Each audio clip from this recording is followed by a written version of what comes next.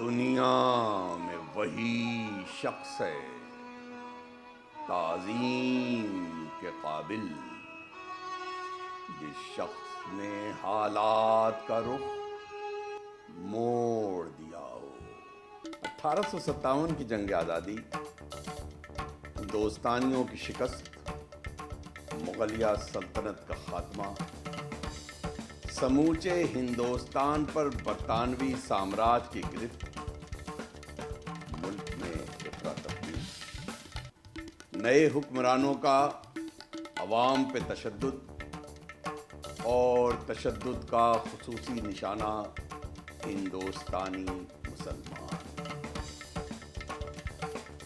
ایسے میں سید احمد نامی ایک شخص سامنے آتا جس کی پرورش مغل دربار میں ہوئی اور جس کی تعلیم پرانی مشرقی طرز پر، لیکن اس کی دور رس نگاہوں نے آنے والے زمانے میں جھانک لیا تھا۔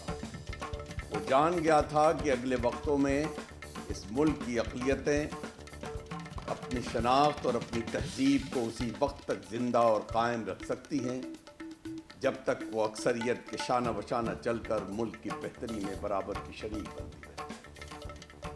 اگر وہ اس میں ناکام رہی تو اپنا وقار کھو بیٹھیں اور مفلوج کی طرح ملک کے وسائل پر بوجھ بن جائیں گے۔ یہ صورتحال نہ تو اس قوم کے لیے بہتر ہوگی اور نہ ہی ملک کے لیے۔ قوم پرستی اور دیش بھکتی کے اسی جذبے سے پر اس نے مسلم اقلیت کو اکثریت کے شانہ بشانہ چلنے کے لیے ایک مہم چلائی جسے ہم علی گڑھ تحریک کہتے ہیں۔ سماج سدھار کی ایک تحریک جس کا انحصار تعلیم پہ تھا، ایک نئے طرز کی تعلیم۔ اپنے تعلیمی مشن کو آگے بڑھانے کے لیے 24 مئی 1875 کو علی گڑھ میں ایک اسکول قائم کیا، مدرسۃ العلوم۔ یہ مدرسہ انتہا نہیں، ابتدا ہے، نئے طرز تعلیم کی ابتدا۔ جو لوگ مجھے کوستے ہیں، برا بھلا کہتے ہیں، وہ آ کر خود دیکھ لیں کہ ہم اپنے بچوں کی کس طرح تربیت کرنا چاہتے ہیں، ان کو کیسی تعلیم دینا چاہتے ہیں۔ میں آپ کو یقین دلاتا ہوں میرے عزیزوں، میرے دوستوں، میرے بھائیوں، کہ یہ چھوٹا سا مدرسہ ایک دن انشاءاللہ ایک بڑا کالج اور عالی شان یونیورسٹی بنے گا انشاءاللہ۔ خواب کو حقیقت میں بدلنے کے لیے سرمایہ کی ضرورت تھی۔ دوستوں سے چندہ مانگنا شروع کیا۔ جب دوست چندہ دیتے دیتے تھک گئے تب بھی ہمت نہیں ہارے، گلے میں جھولی لٹکائی اور بھیک مانگنے چل دیے۔ مانگتے مانگتے ان جگہوں تک بھی پہنچے جہاں رئیس زادے رات کے اندھیرے میں چھپ کے جایا کرتے تھے۔ صرف یہی نہیں، ایک تھیٹر بھی ترتیب دے ڈالا اور شبلی کے ساتھ اسٹیج پر آ کر یوں آواز لگائی: اے رئیسو اور دولت مندو،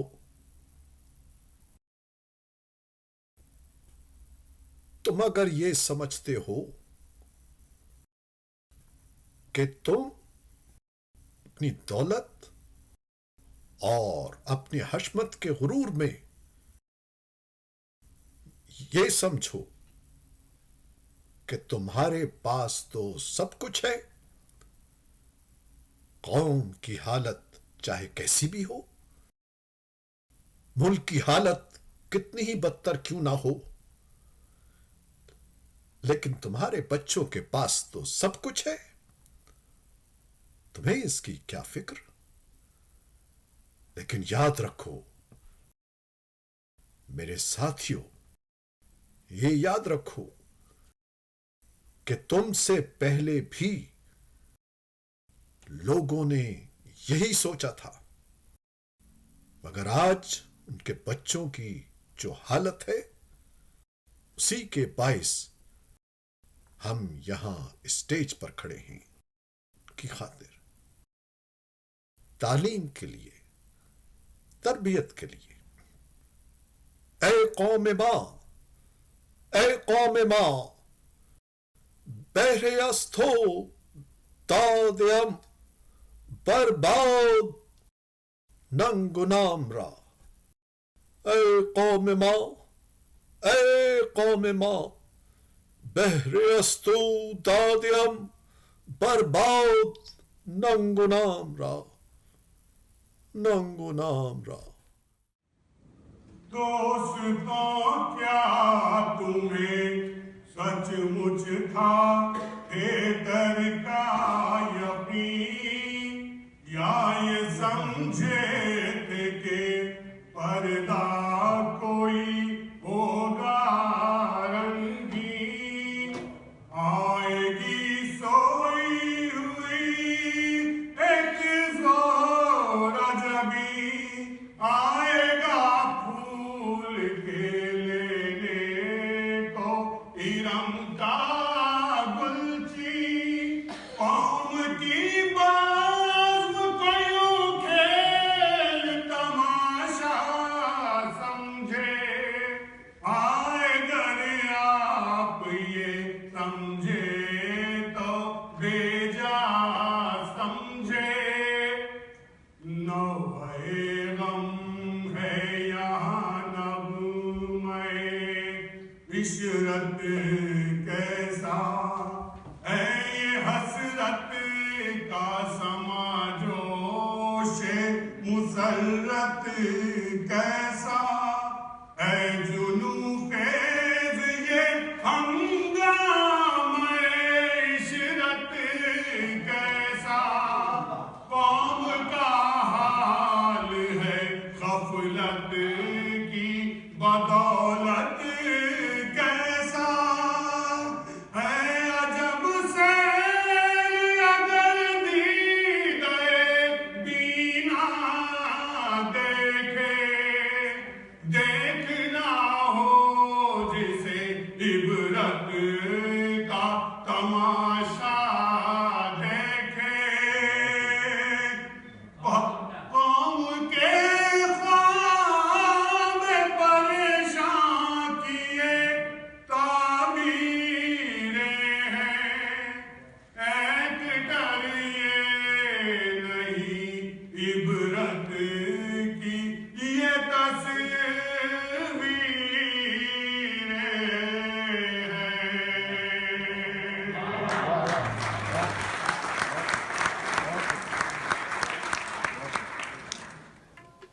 जब कुछ चंदा जमा हो गया तो सर सैयद ने इमारतों के तामीर का काम बड़ी तेजी से शुरू कर दिया। अगर पैसों की कमी होती तो अपनी पूरी तनख्वाह खजाने से मंगाकर कॉलेज के कामों में सर्फ कर देते और खुद कर्ज पे गुजारा करते। जाड़ा, गर्मी, बरसात, मौसम की परवाह किए बगैर दिन रात मसरूफ रहने लगे। हर तरह का काम किया, मजदूर का, कुली का, ओवरसियर का, इंजीनियर का, और काम करते रहे। साल हा साल की मुसलसल जहद बिलाखिर रंग लाई। सर सैयद का ख्वाब शर्मिंदा ताबीर हुआ। अलीगढ़ के खामोश वीराने में बहार के आसार नजर आए, लेकिन बरसों की जहनी परेशानी और जिस्मानी मुशक्क़त से सर सैयद का कवी हैकल, जिसे देखकर ये गुमान होता था कि एक समुद्री जहाज बादबान खोले तूफानी मौजों पर चला आ रहा है, अब कमजोर और नातवा लगता है, जिसे देखकर खाली का दिल अजीजों, हक की नेमत है ये पीरे नाज तमाम हम में, फिर ऐसा पीर है हम में न कोई नौजवान हम में। हजारों होंगे हम में बैचलर और मास्टर्स पैदा, मगर है कौम फिर ये सूरतें पैदा कहाँ हम में। अजीजों को खुदा वो नामुबारक दिन न दिखलाए कि साया तेरी हमदर्दी का इनके सर से उठ जाए। तेरे एहसान रह रह कर सदा याद आएंगे उनको, करेंगे जिक्र हर मजलिस में और दोहराएंगे उनको, जिन्होंने कौम की इस्लाह का बीड़ा उठाया है। उन्होंने हर सदा मेहनत का कम दुनिया में पाया है। ये तेरी खुशनसीबी है कि तेरी सुना तेरी कोशिश का खुदा ने जिंदगानी में तेरी तुझको दिखाया है। बहुत छक्कर चले और आई अक्सर आंधियां, लेकिन रहा गुलजार होकर बाग जो तूने लगाया है।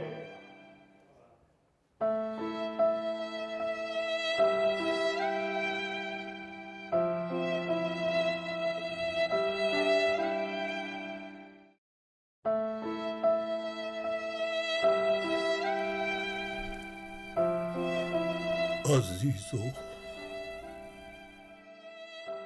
मेरे बेचैन दिल को आज कुछ करार सा आ गया है। लगता है कि मेरा ख्वाब अब शर्मिंदा-ए ताबीर होने को है।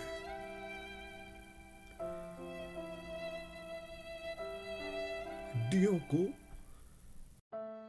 इस गम ने पिघला दिया था कि मैं देखता था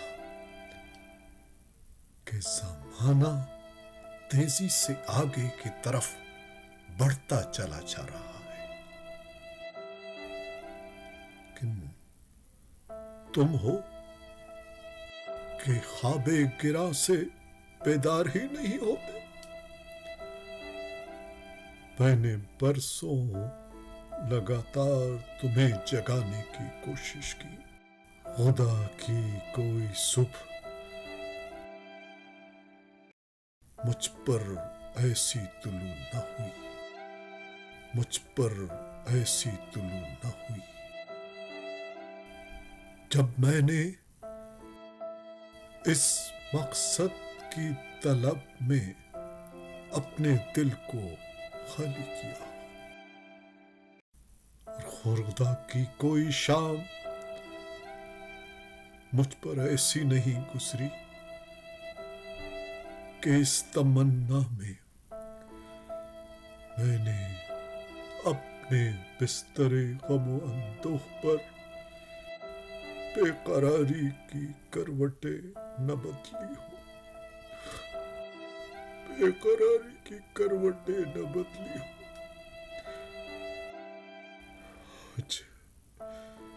आज जब मैं मस्जिद की मेहराबें और कॉलेज के हॉल के बामुदर देखता हूं तो लगता है कि मेरे बेचैन दिल ने इस कॉलेज का रूप इख्तियार कर लिया।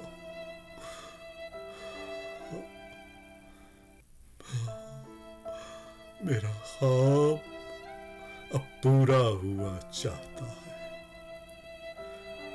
लेकिन अब मेरे पास वक्त बहुत कम है। मैं हमेशा के लिए खामोश हुआ चाहता हूं, खामोश हुआ चाहता हूं।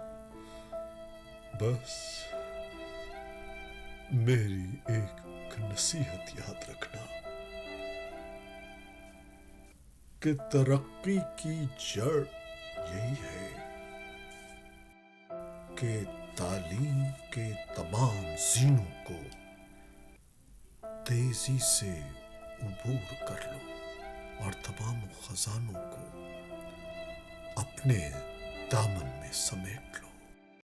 और एक बात और याद रखो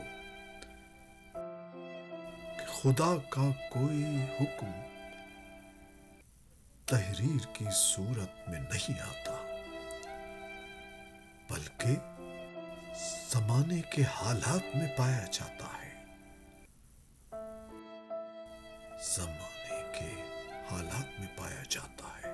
सुनो सुनो, ज़बाने की आवाज अब भी आ रही है। ज़बाने की आवाज अब भी आ रही है। ज़माने की आवाज अब भी आ रही है।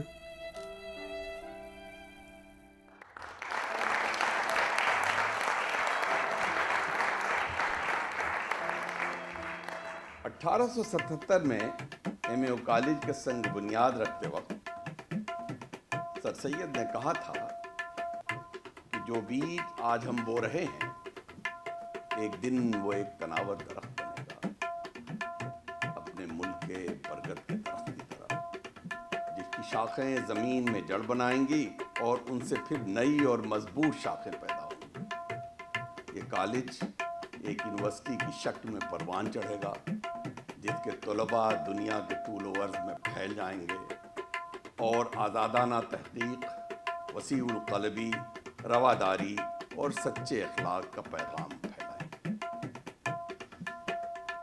सर सैयद की पेशनगोई सच थी। एमए कॉलेज 1920 में अलीगढ़ मुस्लिम यूनिवर्सिटी बना और उसके ग्रेजुएट सारी दुनिया में फैल गए। अमेरिका भी आए और अमेरिका की दारुस्सल्तनत वाशिंगटन के संगलाग ज़मीन में ठीक 100 साल बाद 24 मई 1975 को उन्होंने अलीगढ़ तहरीक का बीज बोया, जिसे बड़ी लगन और जतन से सींच कर एक तनावर दरख्त बनाया, जिसकी शाखें शुमाली अमेरिका के दूर दराज शहरों में फैल गई हैं और हर शाख बरगद की शाख की तरह अपनी जड़ें खुद बना रही है। आज इस बरगद के साए से न जाने कितने लोग फैज़याब हैं।